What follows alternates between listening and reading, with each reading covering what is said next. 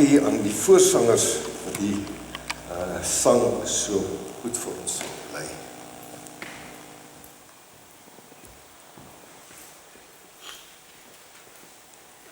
Die voorlesing van die wet kom vanoggend tot ons uit Eksodus 20.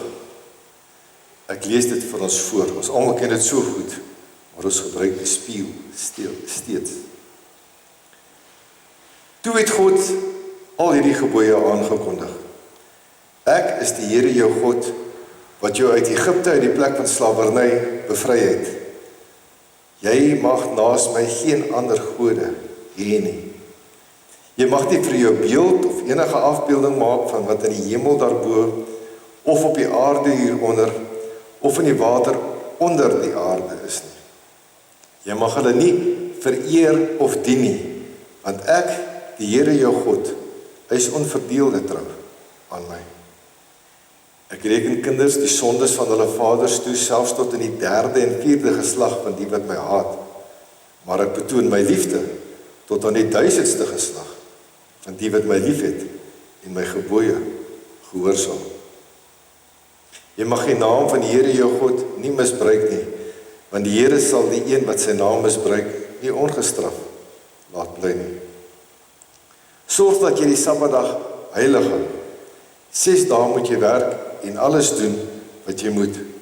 Maar die 7de dag is die dag van die Here jou God. Dan mag jy geen werk doen nie. Nie jy of jou seun of jou dogter of jou man of vrou wat vir jou werk, of enige dier van jou of die vreemdeling by jou nie. Die Here het in 6 dae die hemel en alles daarin gemaak, die aarde en alles daarop, die see en alles daarin. Op die 7de dag het hy gerus, en daarom het die Here dit as gereelde rusdag geheilig. Eer jou vader en jou moeder, dan sal jy lank bly woon in die land wat die Here jou God vir jou gee. Jy mag nie moord pleeg nie, jy mag nie egbreuk pleeg nie, jy mag nie steel nie, jy mag nie vals getuienis teen 'n ander gee nie. Jy mag nie iemand anders se huis begeer nie, jy mag nie sy vrou begeer nie, ook nie slaaf of slavin, 'n bees of 'n donkie of enigiets anders wat aan hom behoort nie.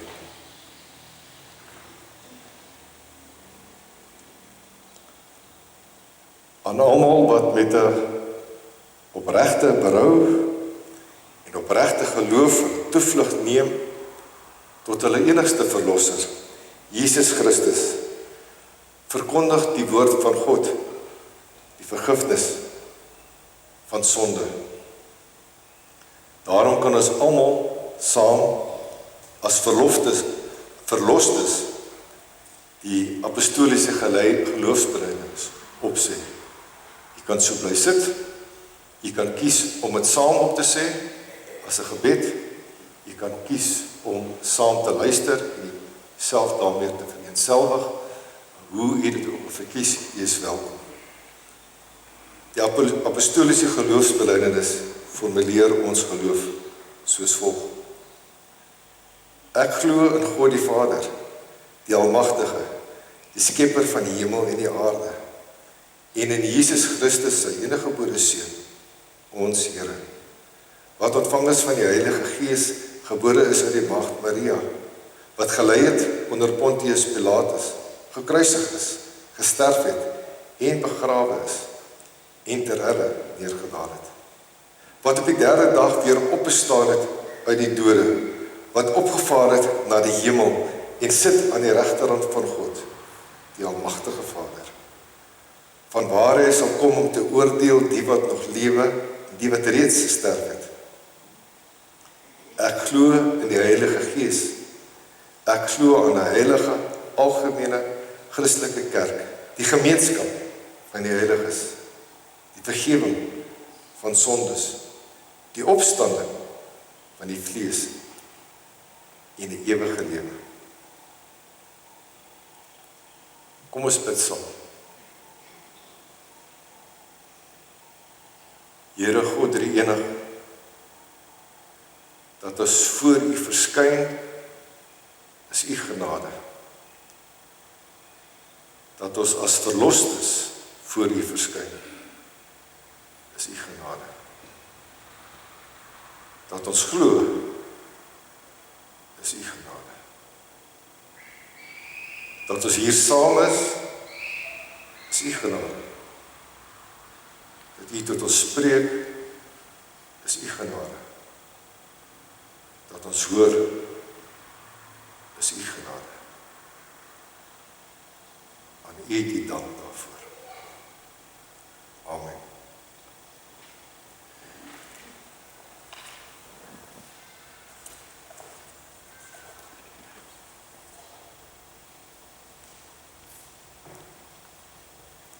Ons skriflesing vanoggend kom uit twee gedeeltes, een uit die Ou Testament en een uit die Nuwe Testament. Die van die wat my ken, weet ek hou nogal daarvan om dit so te doen. Dis dieselfde woord, dis dieselfde God wat tot ons spreek. Die een gedeelte ken ons baie goed, is wel bekend binne en buite die kerk. Die tweede gedeelte nie so bekend nie, maar die boek Openbaring weet almal van. Die eerste teks, die woord op die skerm te wees, daar is hy. Psalm 121, ek lees uit die 2020 vertaling uit, met ander woorde die nuutste Afrikaanse vertaling. 'n pelgrimslied. Ek kyk op na die berge, waar sal my hulp vandaan kom? My hulp is van die Here, wat hemel en aarde gemaak het. Hy sal nie toelaat, dat jou voet struikel nie. Jou beskermer sal nie insluimer nie. Kyk, die beskermer van Israel sluimer nie in nie en hy slaap nie. Die Here is jou beskermer. Die Here is jou skaduwee aan jou regterhand. Bedags sal die son jou nie skaad nie en snags ook nie die maan nie. Die Here sal jou beskerm teen elke onheil. Hy sal jou lewe beskerm. Die Here sal jou uitgaan en jou terugkeer beskerm. Van nou af en vir altyd. En dan die Nuwe Testament gedeelte, Openbaring 1 vers 4 tot 8. Van Johannes aan die 7 gemeentes in Asië. Genade en vrede van hom.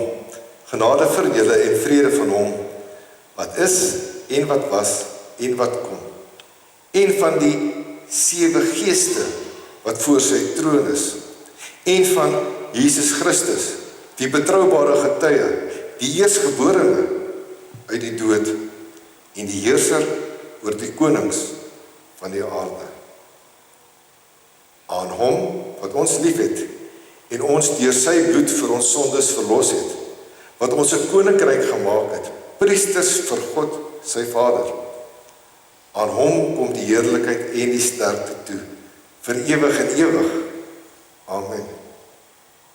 Kyk, hy kom met die wolke, en elke oog sal hom sien, selfs hulle wat hom deurboor het, en al die volke op die aarde sal oor hom rou. Ja, amen. Tot sover.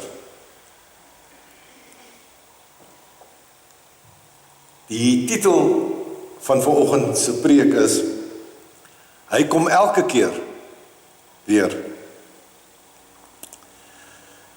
Winkelspruit, Natalse Suidkus.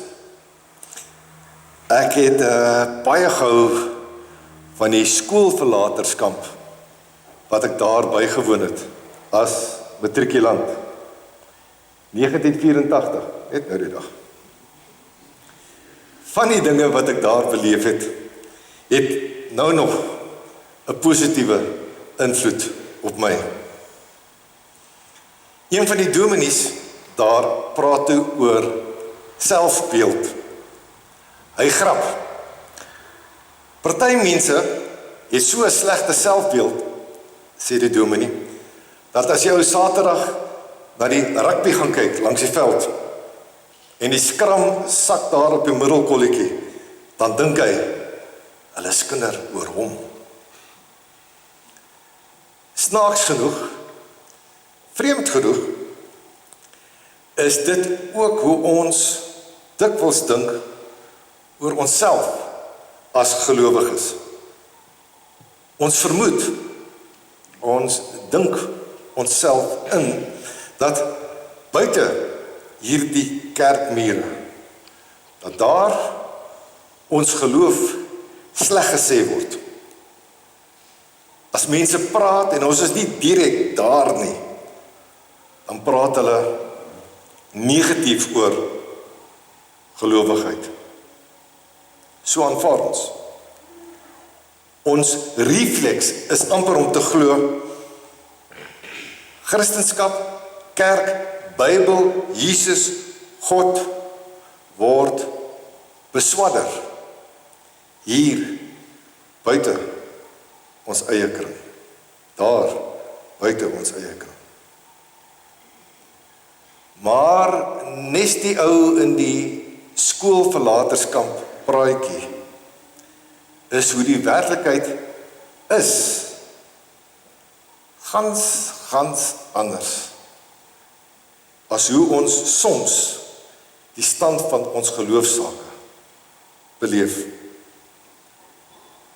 Konkreet gestel, as ons dink, geloof, kerk, Christendom, Bybel, Jesus, God, is vreemd vir die breë wêreld.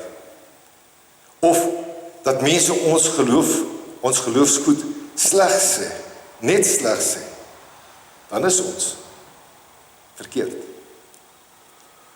Wanneer ons dalk dink, geloof, kerk, Christendom, Bybel, God, Jesus, is vreemd vir die wêreld, vreemd aan die wêreld. Of dat mense ons geloofsgoed meestal sleg sê, dan maak ons 'n fout.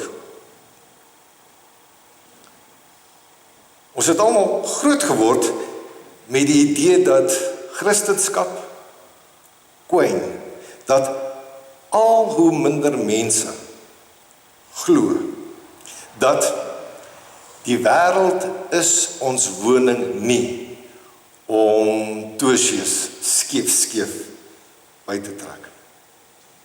Ons as gelowiges, ons as dominees, ons as teoloog, ons almal het mekaar loop en vertel, die hoeveelheid Jesus volgelinge in die wêreld word al hoe minder. Ons het genade van ons geloof verstaan as iets amper soos 'n wegraping wat verlede jaar weer so in die nuus was. Ons het die genade van ons geloof verstaan as iets amper soos 'n wegraping. Net ons, net die uitverkorenes, net ons wat mekaar ken, ons wat mekaar in die kerk herken, ons wat mekaar as gelowiges rondom ons sien, herken, ken, net ons glo werklik. Ons is die spesialis, die besondere mense. Daarom het ons gedink, daarom is ons onderdruk, ons moet bal gooi, ons moet keer dat die ongelowige wêreld ons nie dalk oorspoel nie. Ons moet aanhou hoop en bid en werk daarvoor dat Jesus weer kom, gou, voor dalk niemand meer glo nie. Gou, voor die wêreld dalk geloofsleeg raak. Gou, voor alle mense dalk ongelowiges is. Natuurlik stel ek dit 'n bietjie sterk. Maar net om dit raak te sê, om dit anders te stel, die ding wat ons al 'n paar maal gehoor het, daarom wat ons aanvoel as iets wat belangrik is, wat ons dalk by kere gesê het, vir mense vertel het, met groot sekerheid gestel, dit wat ons vrees, dat God se koninkryk stadig maar seker wegsyfer, verdwyn. En dan bly oor, wat? Net 'n geloofsdroë wêreldryk, 'n dorre, voorheen Christelike land. Wat word dan van ons mense, ons kinders, ons nageslag? Waar gaan hulle heil vind?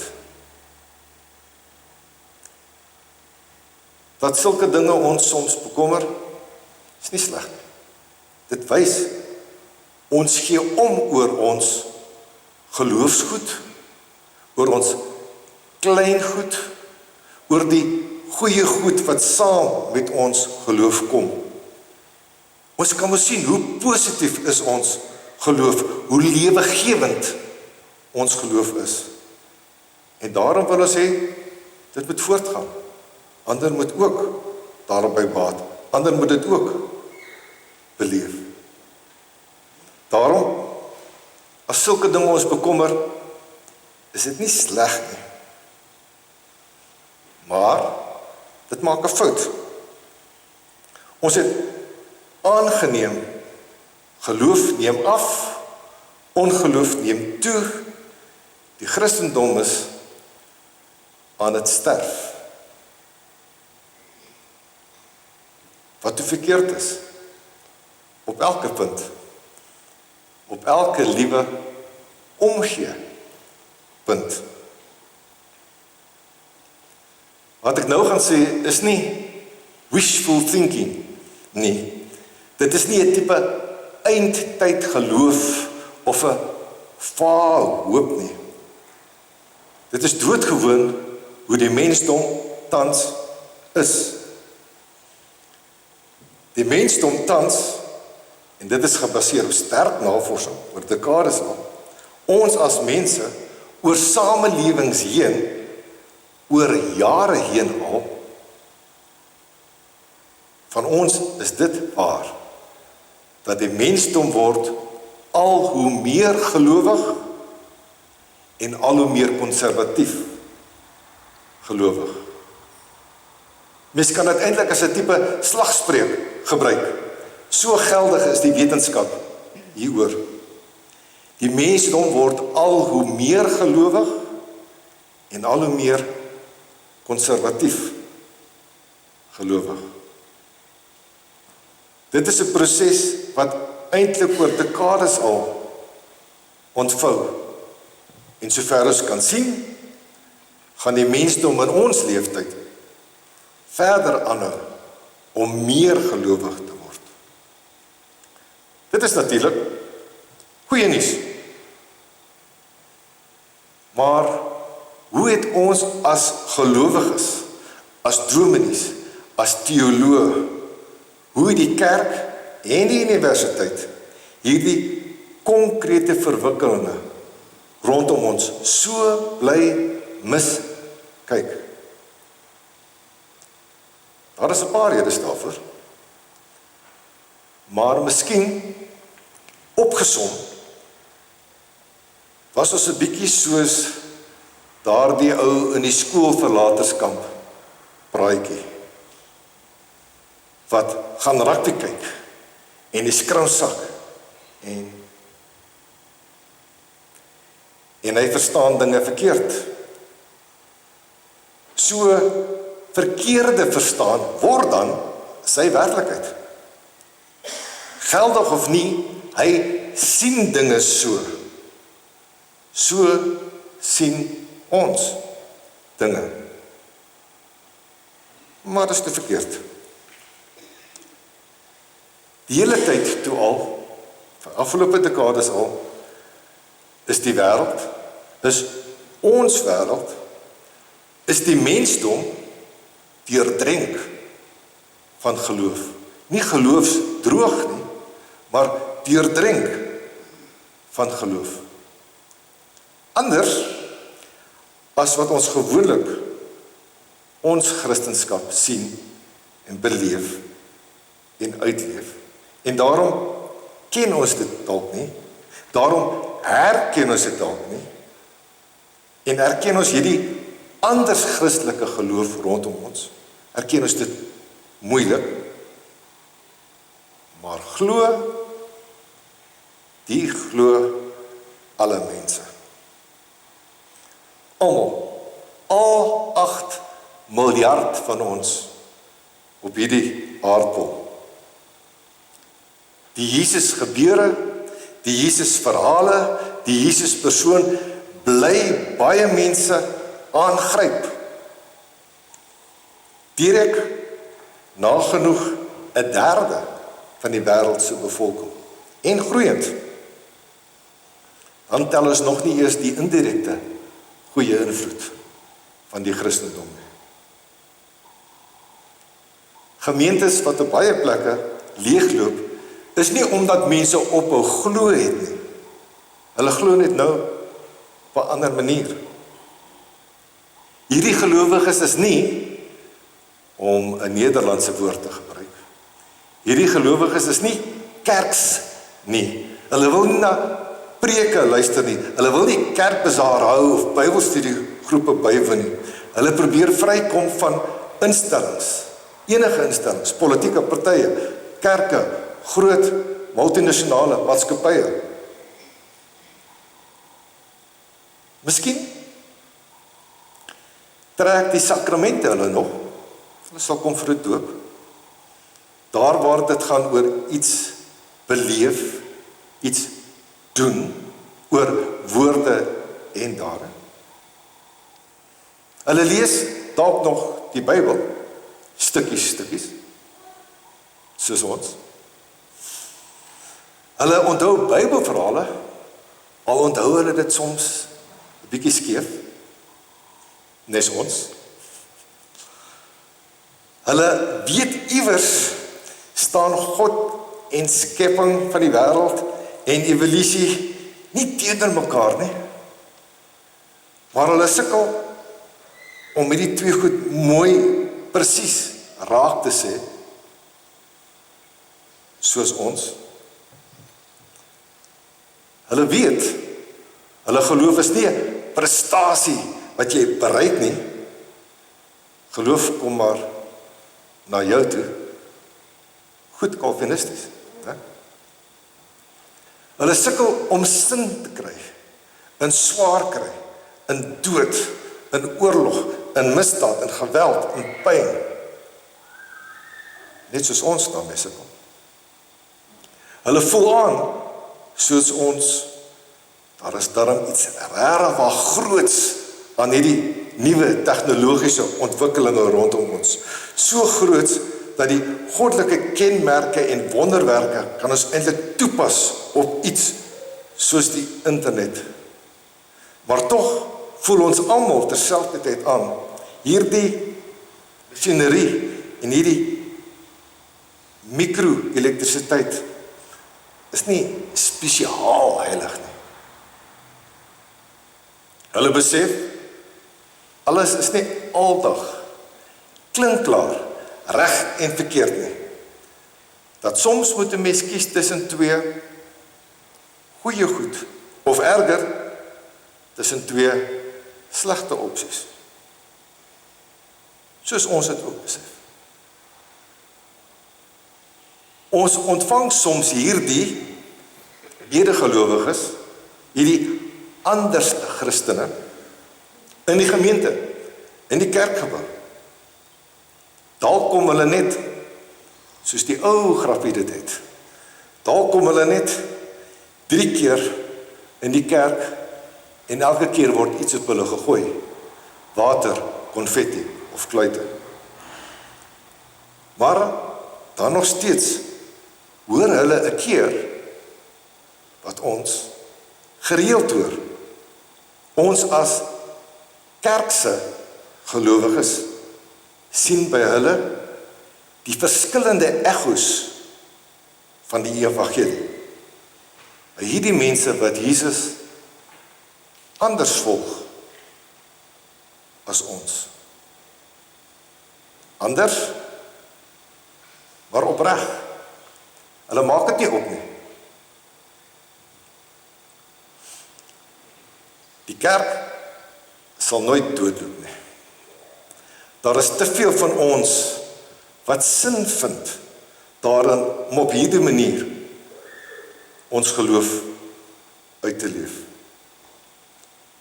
Eweneens sal die Christelike geloof nooit doodloop nie.